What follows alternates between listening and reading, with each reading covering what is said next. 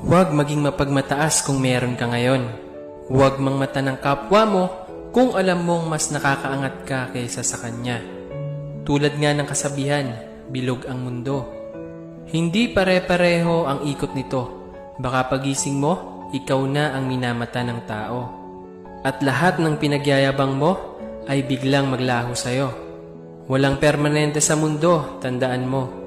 Kahit ikaw pa ang pinakamayaman, pag tinamaan ka ng sakit, lahat yan mawawala sa'yo. Ugaliing maging mapagkumbaba, meron ka man o wala. Kasi pag nawala ka sa mundo, lahat ng yaman mo may iwan yan sa lupa. Ikaw lang ang mawawala. Pero yung kabutihang pinapakita mo sa kapwa mo, di yan mawawala. Bato-bato sa langit, ang tamaan, huwag magalit.